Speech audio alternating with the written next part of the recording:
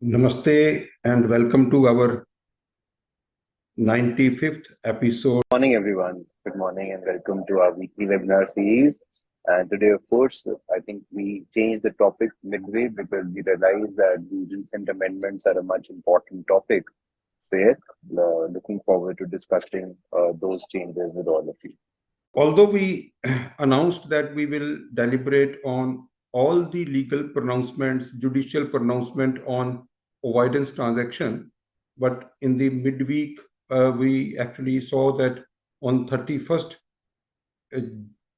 January 2024, IBBI released 5 regulations. And on 1st February, 2 circulars were released. So when we actually went to all these regulations and circulars, then we saw that these amendments are very important for all the professionals and all the stakeholders in the insolvency process. Now, some of the amendments have actually been done through the regulations, and some of the proposals which were there in the discussion papers, those also have been somehow done by way of clarifications issued in the circulars. So the 2 circulars are issued and 5 regulations are issued. So we actually would try to deliberate in such a manner that all the one category of amendments will be deliberated in one go, and then on the second part, maybe that see, like some of the amendments are in fact available in 2 regulations and also in circular. So therefore, we will actually try to reach out to you. Like the one regulation is the amendment in the Insolvency Professionals Regulations, and second regulation is the amendment in Model Bylaws and Governing Board for Insolvency Professional Agencies Regulations, and the third is the amendment in Insolvency Resolution Process of Personal Guarantors. Then the regulation on Bankruptcy Process of Personal Guarantors Regulations. Then some amendments are done in the Voluntary Liquidation Regulations, and then there are 2 circulars. So when we try to see, let us first of all discuss the amendments which are impacting the IPEs. In fact, as all of us knows that the IPEs were also given the opportunity to register as IP. And now IPEs also can be registered as IP. And these are 2 separate functions. IPE, like the support services, will continue, whereas the same IPE, the same organization can also become IP. So in that case, it will be called as IP. And in case that entity is providing support services, then it will be called IPE. So, so there are various feedbacks which has gone to the IBBI, and accordingly, most of these amendments are very, very welcome amendments. And I think the focus of IBBI, based on the feedback, is that the larger cases should go to IPEs because of the infrastructure and experience, and because this is what is the thought process of IBBI based on the feedback from the stakeholders. So the first such amendment is made in the clause 22 of the first schedule to the Code of Conduct for Insolvency Professionals. So within the Insolvency Professionals Regulations, there is a first schedule, and in that first schedule, that is called Code of Conduct for the Insolvency Professionals. That Code of Conduct is also applicable to IPEs acting as IP. So in that Code of Conduct, the clause 22 says an insolvency professional must refrain from accepting too many assignments if he is unlikely to be able to devote adequate time to each of his assignment. And IBBI has given a clarification on this clause earlier and have added a clarification into this clause by saying that an insolvency professional may at any time not have more than 10 assignments as RP in the CIRP of companies which out of which not more than 3 shall have admitted claims exceeding 1,000 crores. That means one IP is eligible to become RP, not liquidator, RP, not personal guarantors RP, resolution professional of CIRP. So the limitation is on the assignment as RP. I believe RP includes IRP also. The assignment of RP in CIRP.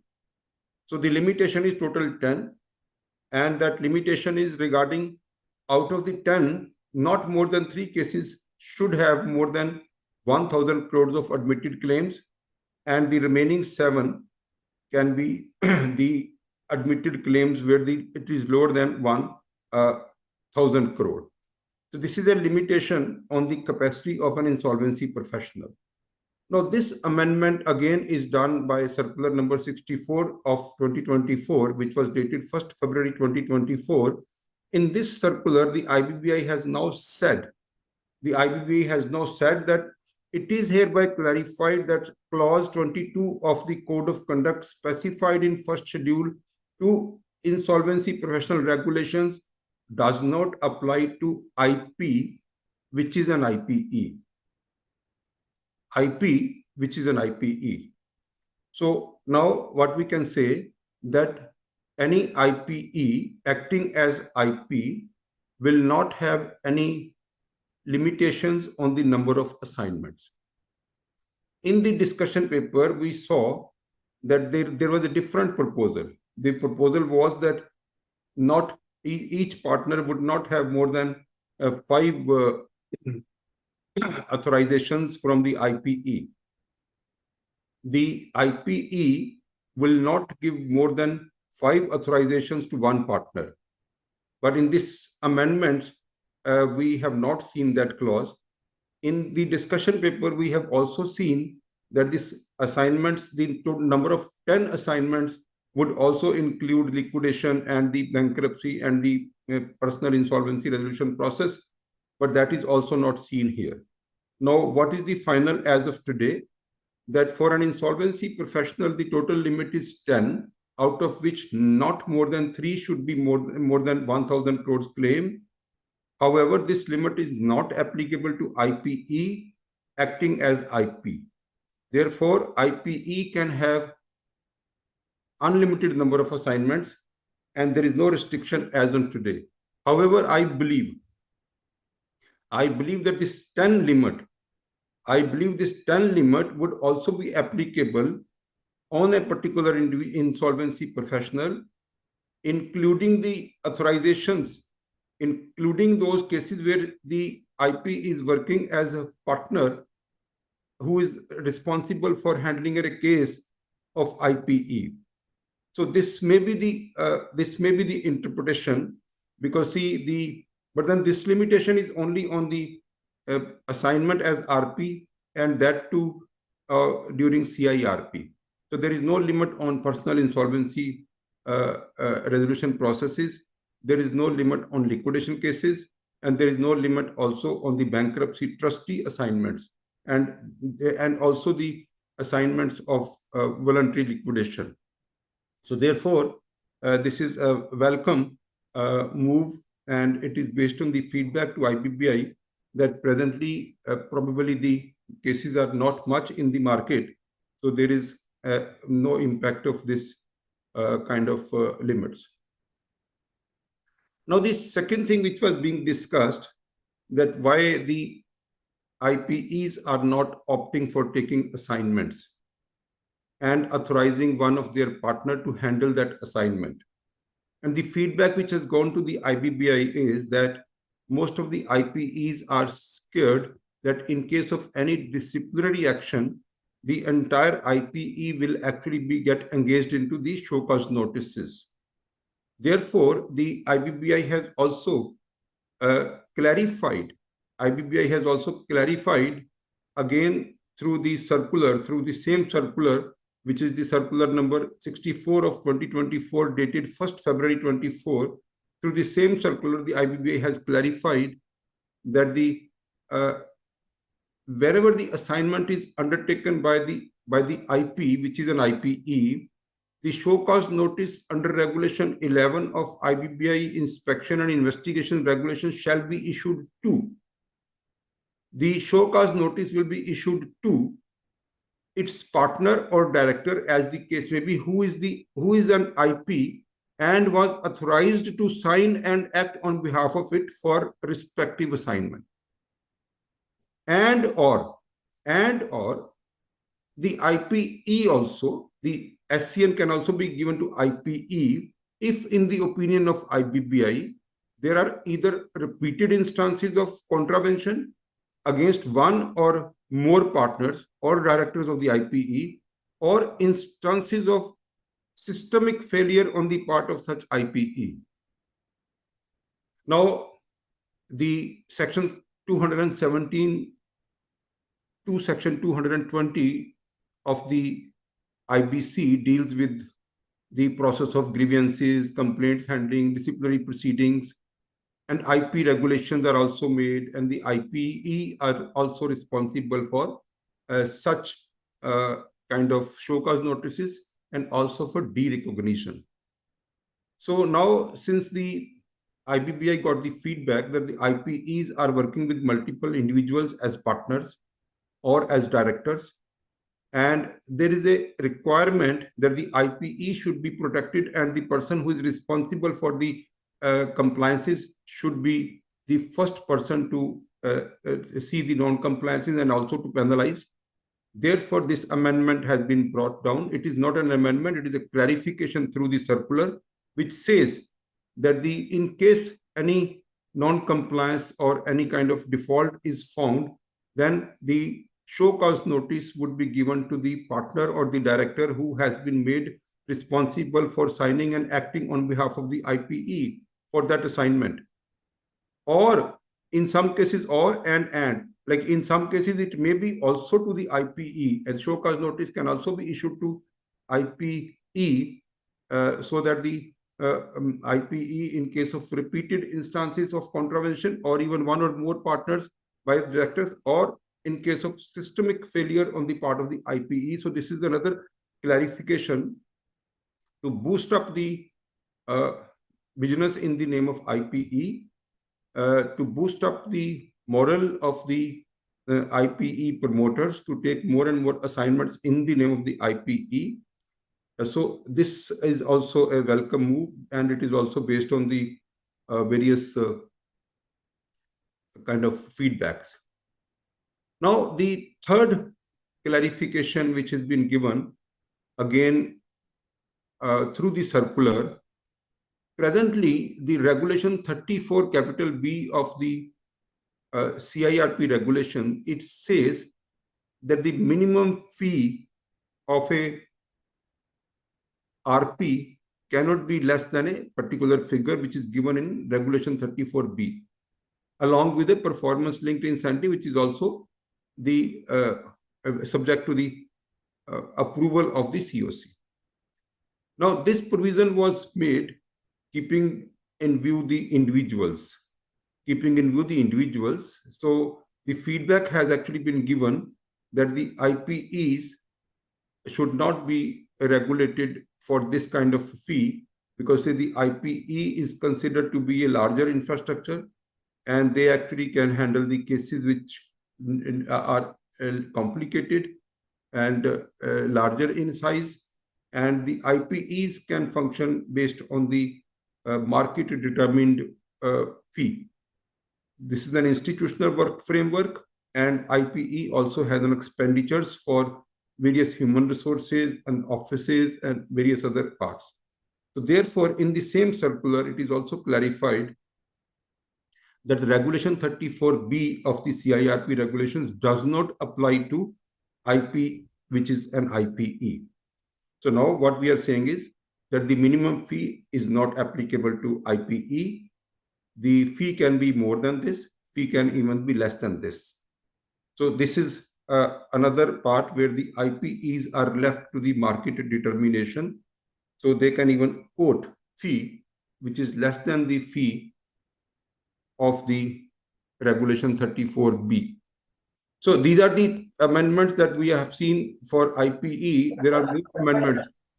There are more amendments for IPE, and because there are two circulars, one is the like I can say one amendment. Again, I will refer to the uh, clause 22A. Clause 22A has been inserted, but this is not regarding the IPE.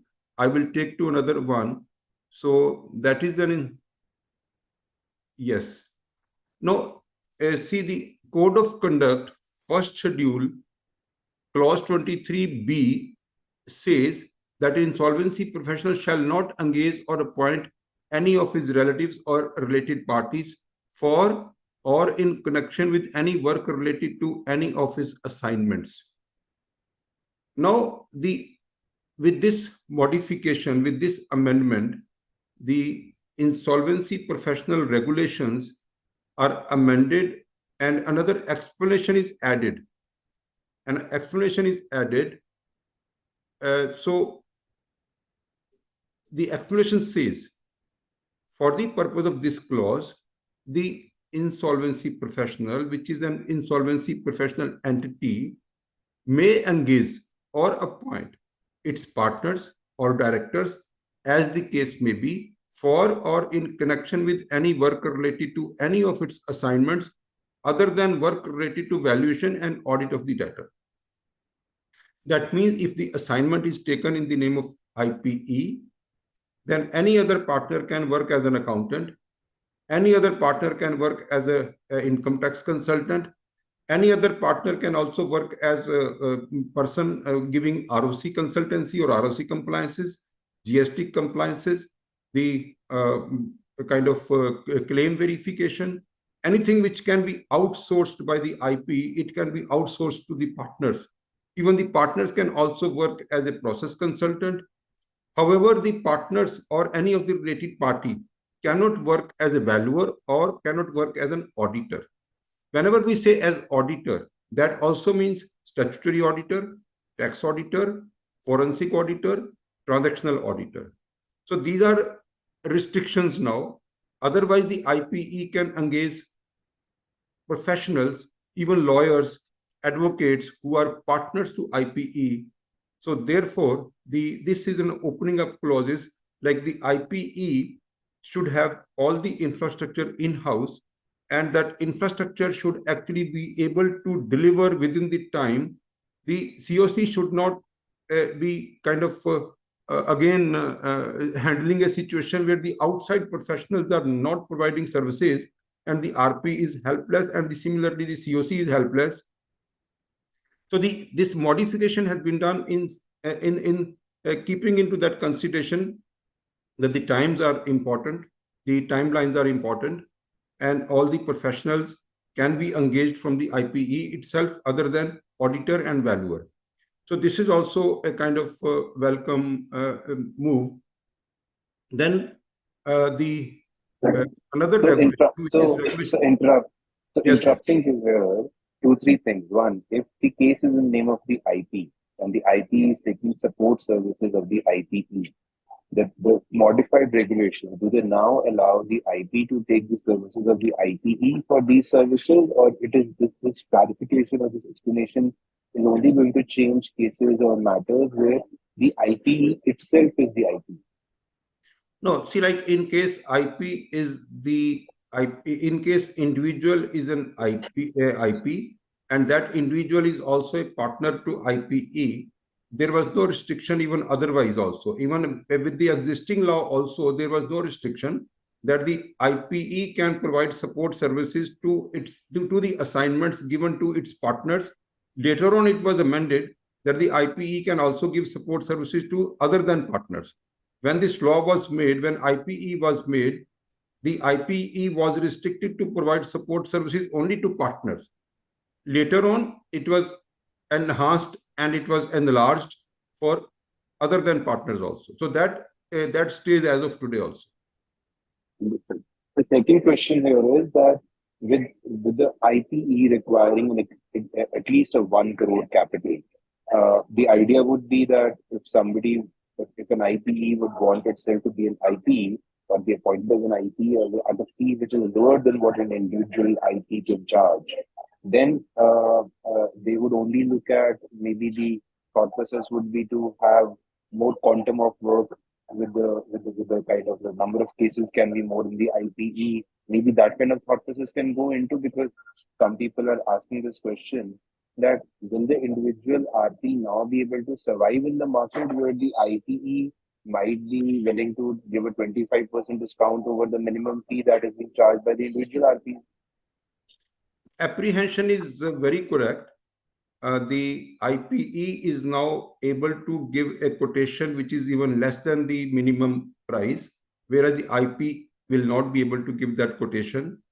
The public sector undertakings, REC, PFC, some of the banks, they will only look at the after the technical evaluation, after the shortlisting, they will only look at the financial part of it. So yes, the apprehension is very, very genuine, and this can actually go as a feedback. But now these regulations have been framed. The feedback will help us only in the next kind of clarification whenever it comes. So the present scenario is, yes, the minimum fee regulation 34 capital B is not applicable to IPE when acting as IP. So that apprehension is very correct, that only IPEs would be able to give a quotation which is less than minimum fees. So a few other questions which I can answer. One question was that can an IPE, which is acting as IP, appoint a non-partner, which is not a designated partner or a director in the IPE, as an authorized partner? I don't think that can happen. So that is not possible. Second question is that can an IP become a partner in two IPEs at the same time? That's another question. That is also not possible. That is also not possible as of today. Then the third question is that if an IPE is appointed as IP, can that IPE, which is acting as IP, appoint another IPE as a process consultant?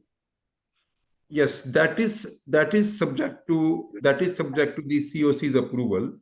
Whereas I believe the COC would not give an approval, because the one that the IPE is functioning as IPE and in some cases functioning as IP, it is believed that IPE will have the infrastructure for providing support services.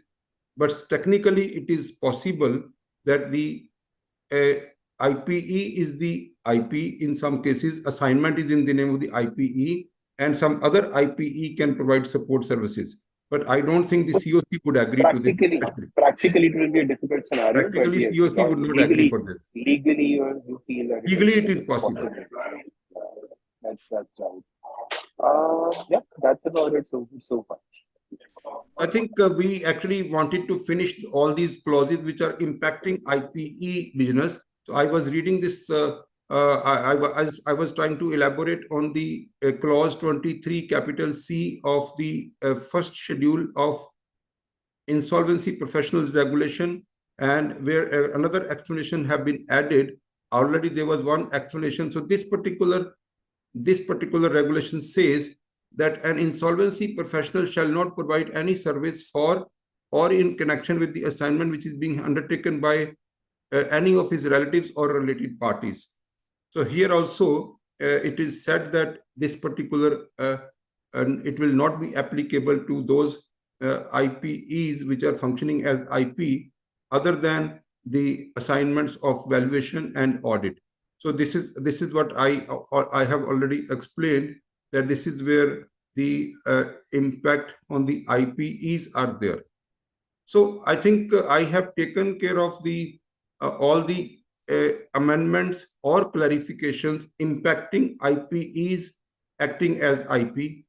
Now I will move on to the modifications in the insolvency professionals, which is applicable to insolvency professionals, may it be an individual IP or may it be an IP acting as IPE acting as IP. So the first such clarification is seen in the in that regulation. In fact, the regulation 2 of the IP regulation says assignment, and that definition of assignment says any assignment of an IP as IRP, RP, liquidator, bankruptcy trustee, authorized representative, or in any other role under the code.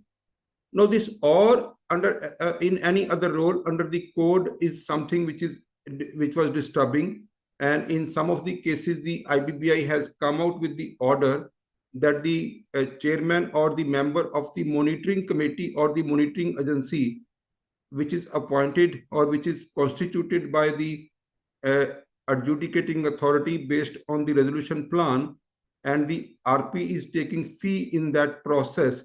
So that is also considered to be violative of clause 23A of the Code of Conduct, which is there in the first schedule of Insolvency Professionals Regulations, because this clause 23A provides that a cooling period of 1 year for the IP for seeking employment or rendering professional services to related stakeholders like corporate debtors, certain creditors, SRA, and their relatives after closure of the assignment. Even Regulation 38 also says that it is mandatory to provide the implementation. So in several instances, NCLT approves the resolution plan, and also in fact, most of the cases, NCLT approves the resolution plan and appoint the RP as the chairman or the member of the monitoring agency or monitoring committee.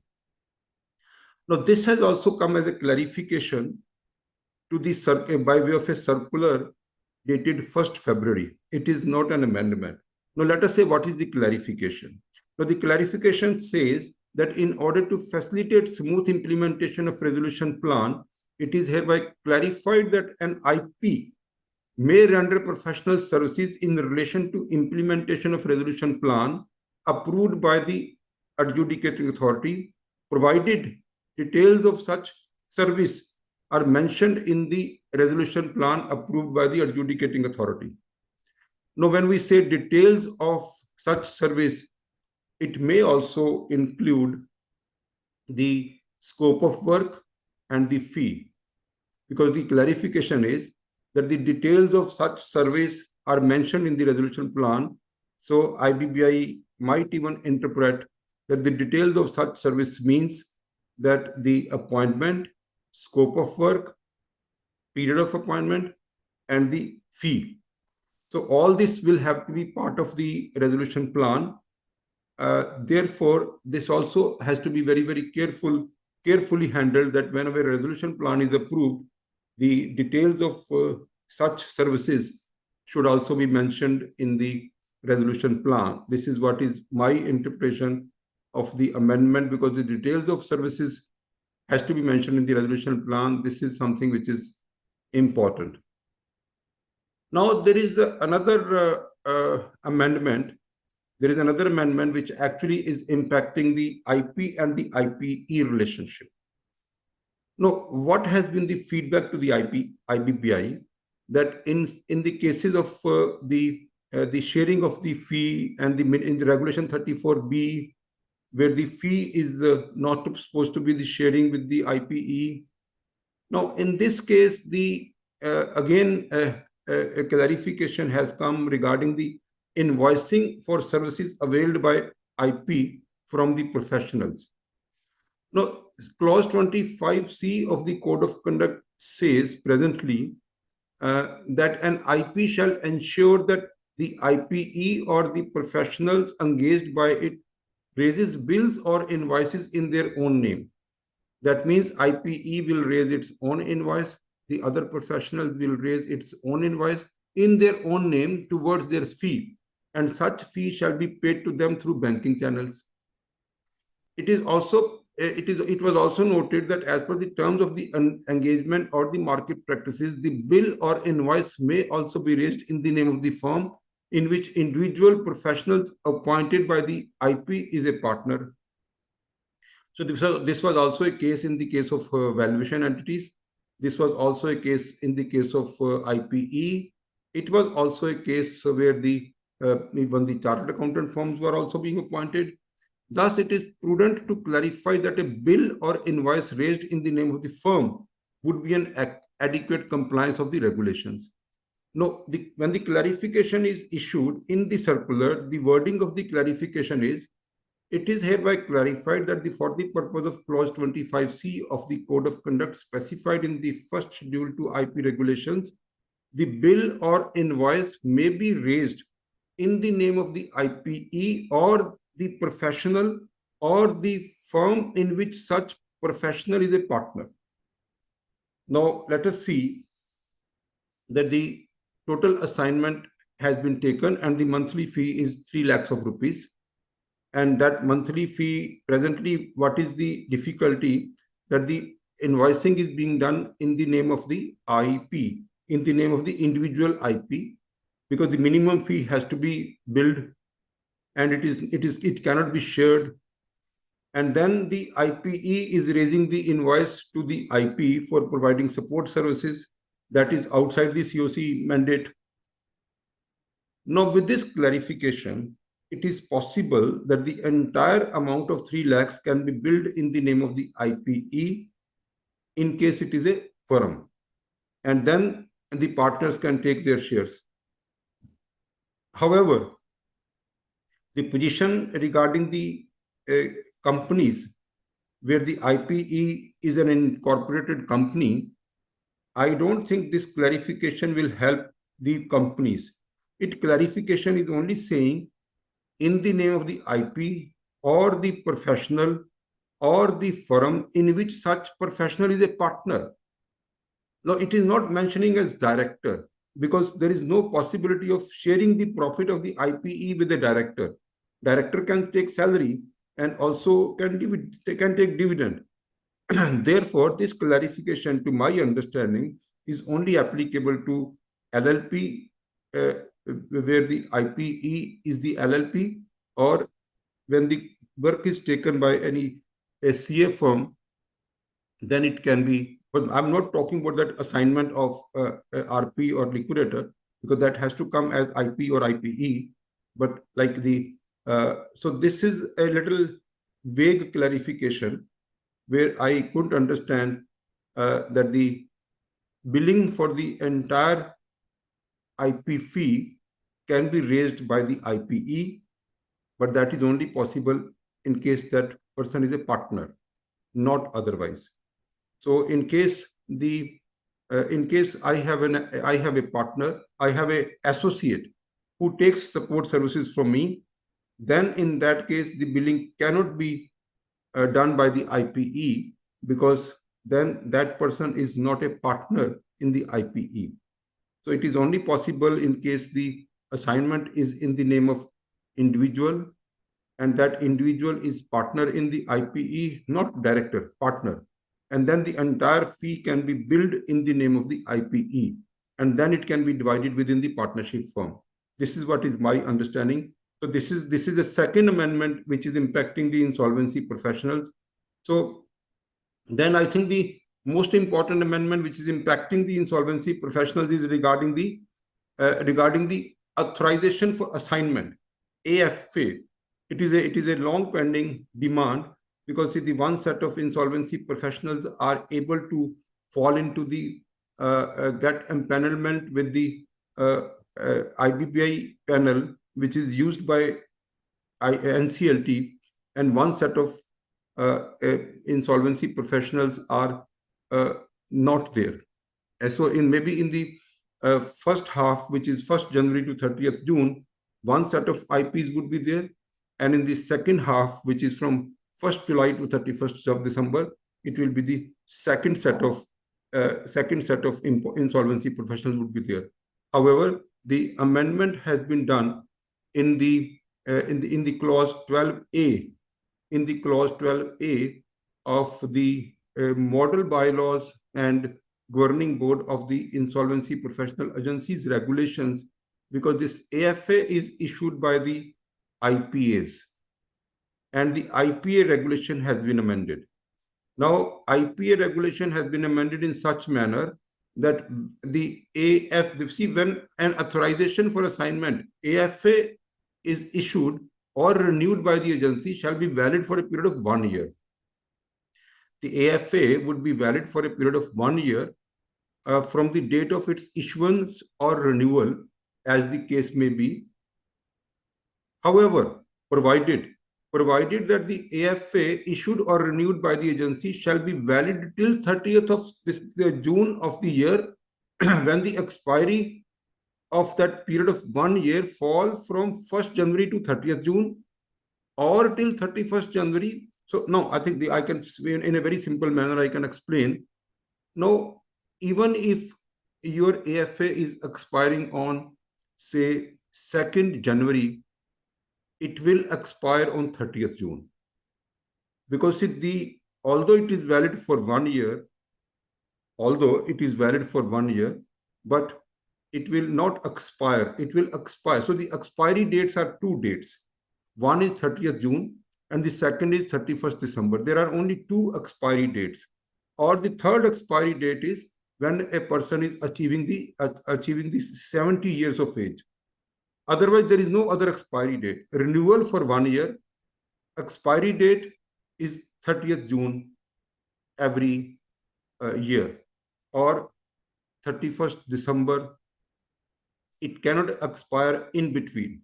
So therefore, the IBBI panel, which is used by NCLT, now both panel, first half panel and second half panel, all the IPs can get the empanelment in those panels.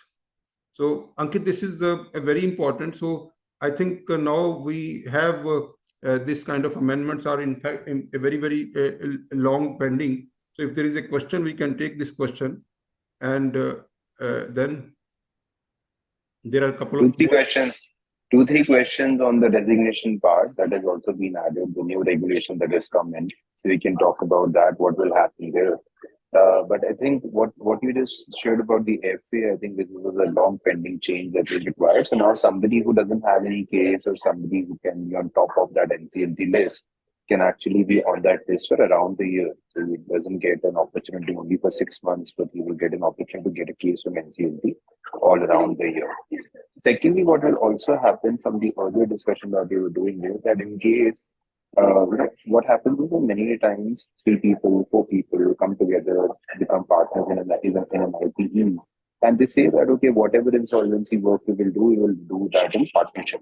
So there, sometimes when this regulation was in place, that one partner gets a case and he starts getting remuneration as an individual name, and the other partners are not getting any remuneration, neither is the IPE getting any remuneration.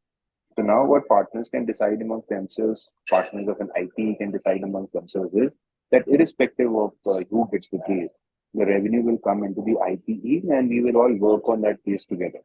So I think this is also a very, very welcome change that has come in.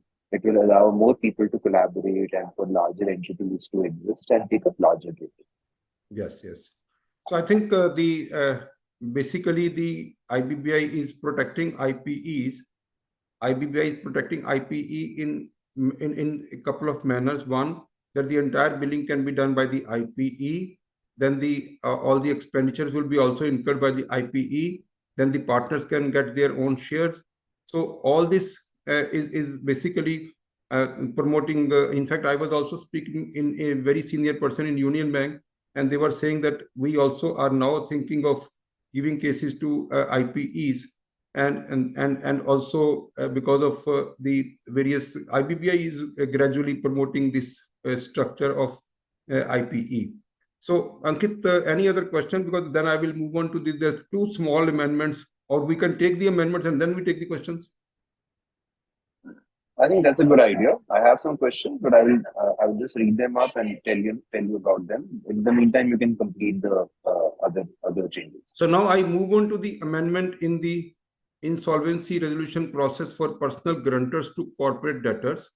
So in this, there is a very small amendment regarding the eligibility of the resolution professional who can be appointed as resolution professional in personal insolvency resolution process. Now, earlier there was a condition it was a condition that the person, that the IP has not acted or is not acting as IRP or the RP or the liquidator in respect of the corporate debtor. So that clause has been deleted. That clause has been deleted, and this is a welcome change. That if any IP is presently working as RP, IRP, or the liquidator, he can be appointed as RP or the bankruptcy trustee for all the personal guarantors, for all the personal guarantors. So that restriction has been removed in this case, and that has been removed in the case of the bankruptcy trustee and also in the case of resolution professional. So that has been done by way of amendment in both regulations. One is the bankruptcy regulation, and the other is personal insolvency resolution process regulations. And both the amendments have been done. Now, the other part is that there was a little bit of anomaly that once, say, in Regulation 17, like in case the repayment plan, in the case of PIRP, personal insolvency resolution process, in case of PIRP, a repayment plan is received. So somehow that process was ambiguous.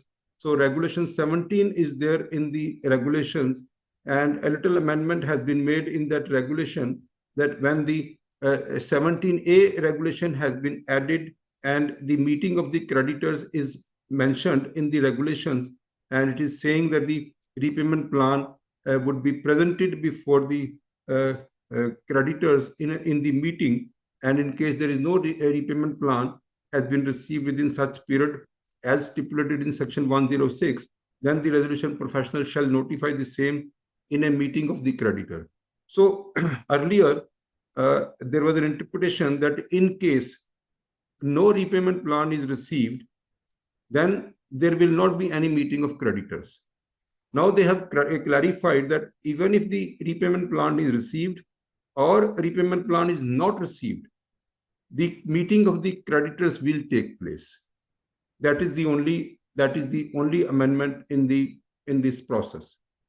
So then we have some amendments in the voluntary liquidation processes. Now, in the voluntary liquidation processes, the most important amendment is that the feedback to the IBBI is that when the first affidavit is given by the promoters, by the management regarding the affairs of the company and whether the assets are sufficient to pay the liabilities, so that kind of affidavit is there. So they should also disclose in that affidavit that they also have made sufficient provisions to meet the obligations arising on account of pending matters mentioned in subclause. So the pending matters, then again another clause is added which says that the disclosure about pending proceedings or assessments before statutory authorities and pending litigations in respect of the corporate person.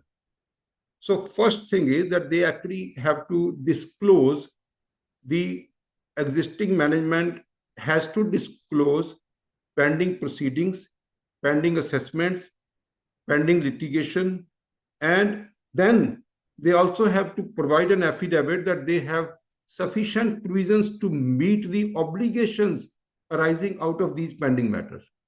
So this is the amendment, which is important amendment, because we have seen that many cases for voluntary liquidation actually was coming up only because to avoid such kind of litigations, to avoid such kind of obligations, to avoid such kind of assessments.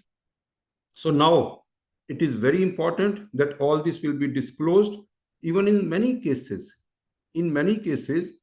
the voluntary liquidator is also not knowing while the taking over the assignments. So he take over the assignment and finally come to know that there are 10 litigations going on, so he is stuck up. Now it is very important that first of all there is a disclosure, and then there is an affidavit that they have sufficient provision regarding this. So this is the amendment in kind of the voluntary liquidation regulations. And there is another amendment in Regulation 8, because see, I believe there was inadvertently a word was written annual status report. Although the voluntary liquidation is supposed to be completed within 1 year, so therefore this annual word is removed. So now it is called status report, that the liquidator shall prepare and submit status report. It is not annual. So various status reports are supposed to be provided, and that will be not annual.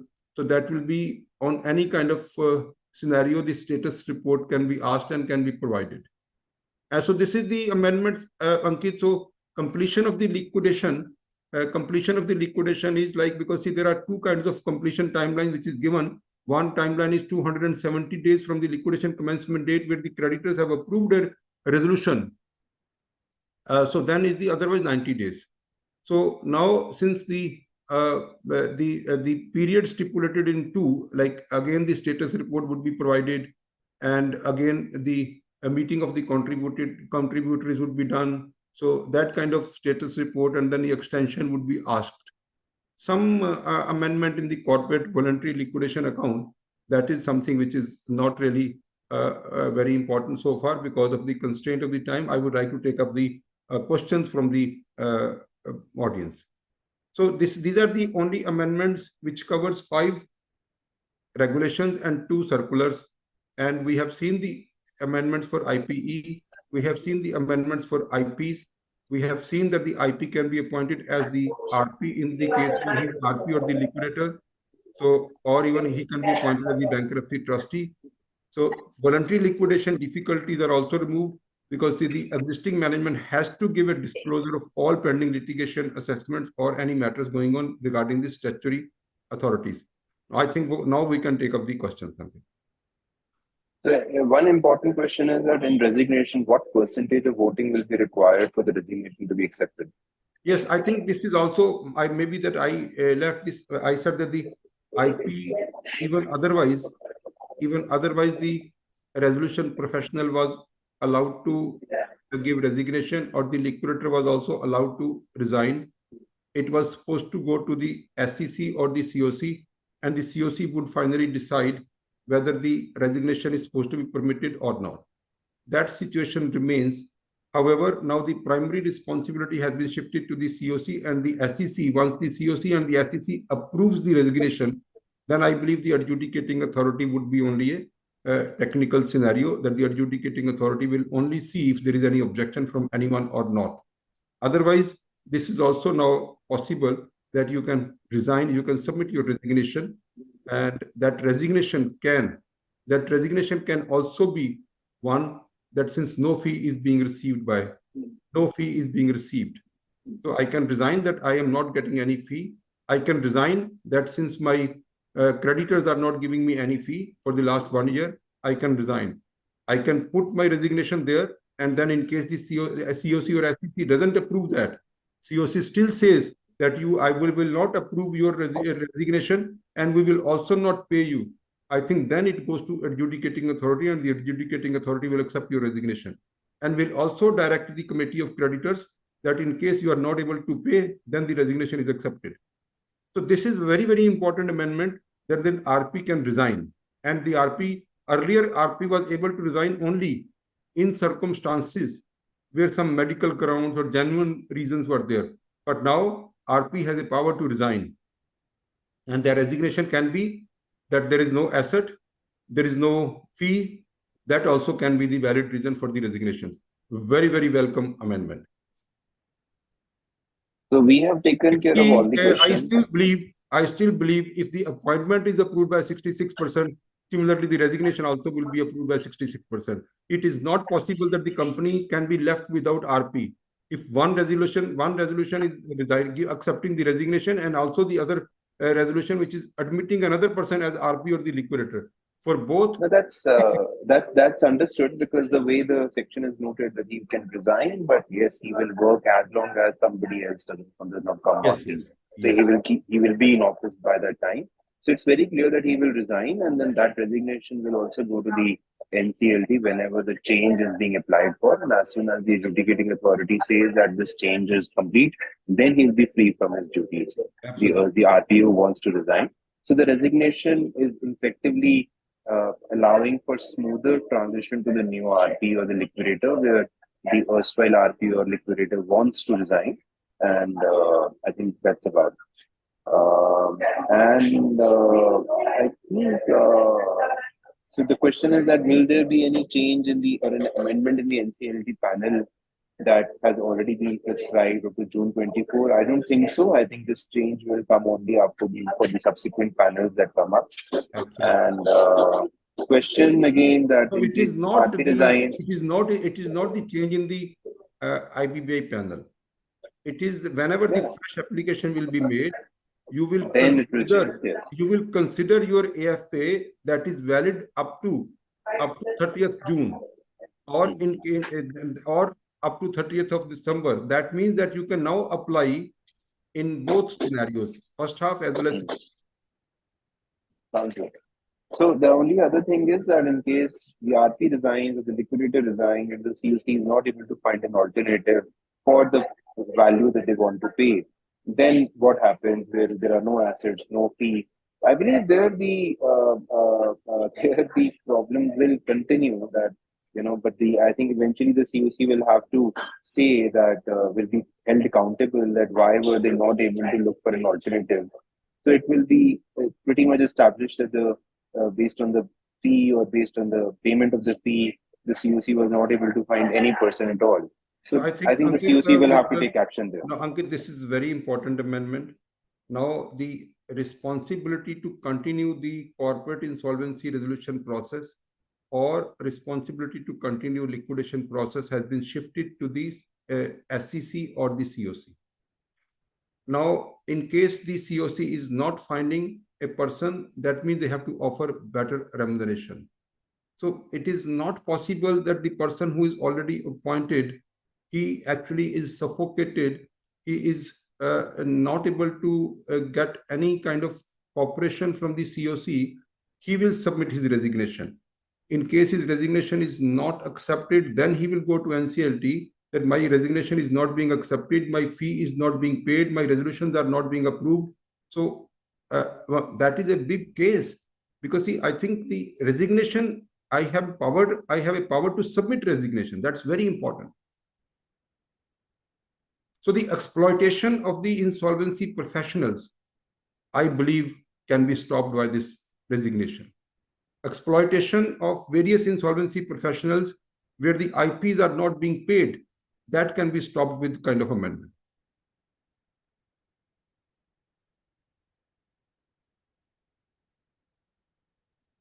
You are mute, Ankit. I'm saying all the questions are taken care of. I think we have taken care of everything that has come up. So, yep, everything is no other questions that I think are there which are there. We can see only one hand is raised. So in case we have time, we can take up this. Yeah, I can. I will. I think you will. You might have to do something about it because I'm not able to do this from my phone. Yes, yes. I can see some participants are raising hand. I can take Ranjan Chakrabarti. Ranjan Chakrabarti, in fact, you can also speak and you can let me know your question, please. Yes, sir. If the COC or SCC will not accept the resignation, if they would not replace the RP with with another RP, then what will happen? NCLT will have to decide, or what will happen then? No, There would be stalemate. let us explain again. You see, once you submit your resignation, I believe your resignation also will have some reasons, and those reasons can be that there are no assets, and their reasons can be that no fee has been decided by the COC. Reason can be no fee has been paid by the COC. All this can be the reason. And when the resignation is submitted and the COC is not accepting your resignation, that means that will be called as exploitation of an insolvency professional. then you can file an application to NCLT that I have given necessary reasons. Either you replace me or you give me the kind of remedies. It is the COC's duty to replace me. So that is where I'm saying, like, if the application will go to NCLT, because see, presently I'm not able to file an application because I have no right to resign. I have right to resign only in case of, because of some of the NCLT judgments, because of the medical reasons or because of some other reasons. But now with this regulations, I have a kind of Yes. right to resign. Yes, yes, sir. Thank you, sir. Thank you. So I think we have Srinivas. We can even allow Mr. Srinivas to speak. And thank you, sir. Thanks for giving me opportunity. yes, Mine is very simple, straightforward question, sir. सीधा चल के ना एक Am I audible, sir? yes, you are audible. Sir. Can an IP join in 2 or more IPEs, sir? No, presently the one IP can join only one IPE, not more than one. Okay, sir. I am CA. In CA, as per CA Act, he can be partner in n number of firms, but the active partner in only one firm. Yes, in IPE, he can only be partnered in one IP. Oh, that's why I'm confused, sir. Thanks for clearing, sir. Yes. Thank you very much. Certainly. So we can have this Maheshwari, Maheshwari. I believe that, yes. In case... good morning, sir. Good morning, Ji. I'm Lalit Maheshwari. Sir, AFA has been expired and IP has not renewed his AFA. And he is taking the assignment. He has already taken the assignment. What is the impact? So the existing assignments will continue. If the AFA is not renewed, then he will not be able to get the new assignment, but the existing assignments will continue. That is the present law. Oh, right. Then we can ask Neeraj Jain. Neeraj Jain, please. Yes, sir. Yes. Am I audible? Yes, you are. Sir, in case of this resignation, जब तक NCLT accept नहीं करती और दूसरा नहीं आ जाता, जब तक वो continue करेगा? Yes, certainly karega, because see, after the resignation, the regulations has been amended in such manner that after the resignation, the IP will continue till the time the other IP is appointed by the NCLT. Okay. Thank you. We can actually now ask Mr. Mukesh Soni or 𝐝𝐤𝐬𝐬𝐝 Chaudhary, please. Mr. 𝐝𝐤𝐬𝐬𝐝 Chaudhary. Yeah, sir. Am I audible, sir? Yes, you are. Sir, you are talking about that recent amendment regarding that same IP who acted as RP, IRP or liquidator of the CD can also now act as the RP of the personal guarantor. Would you kindly tell me, because, yeah, in which amendment it has come up, because we are searching, we are not able to trace it out. And this is it has happened. These are the amendments which are the amendments are made in the regulations for the personal insolvency resolution process of personal guarantors regulation, and second is the bankruptcy process regulation, bankruptcy process of personal guarantors regulation. So these are the two regulations which are changed on 31st January 2024. Oh, 31st January. I think this is not available on the website.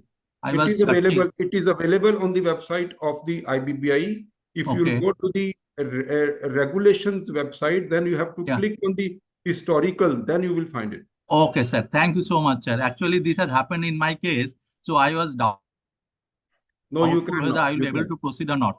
Okay, sir. Thank you so much. Okay, yes. Bye. I think Mr. Mukesh Soni can also speak.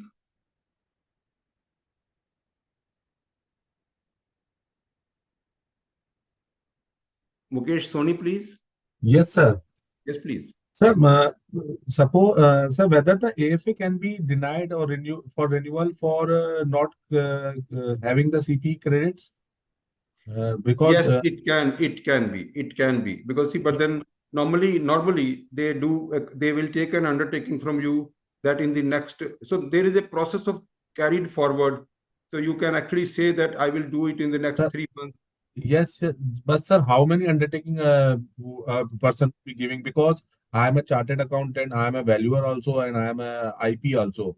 So CA regulations require me CPRs, valuation requires me But then CPR, if and you're acting as professionals in different capacities, then the respective CPRs also is required to be completed. We can't really say some seminars, webinars do offer CP credits for multiple professions as well. Many CP programs have CP credits for insolvency professionals as well as valuers. But then yes, that I think it's a requirement for CP credits for any professional to continue in that profession. thanks, sir. So I think all the amendments are most welcome amendments, and we all should collectively thank IBBI for this kind of amendments, which is actually giving some kind of relief to the insolvency professionals. So therefore, collectively, we would like the thanks should go to IBBI, because this is the time that we think that the IBBI is thinking about the insolvency professionals. They are concerned about the insolvency professionals. They have got the fee that the some of the insolvency professionals are actually their position is being exploited by some stakeholders. They are not being paid. They are not actually being, their resolutions are not being passed. Their professionals are not being appointed. So that is the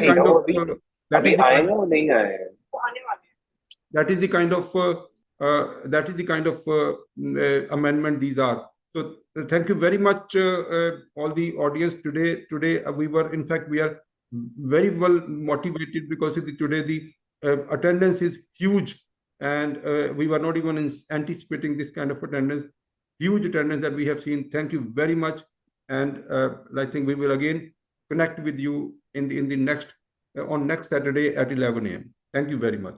Thank you, Ankit. Thank you, everyone. Thank you. All right, everyone. Take care.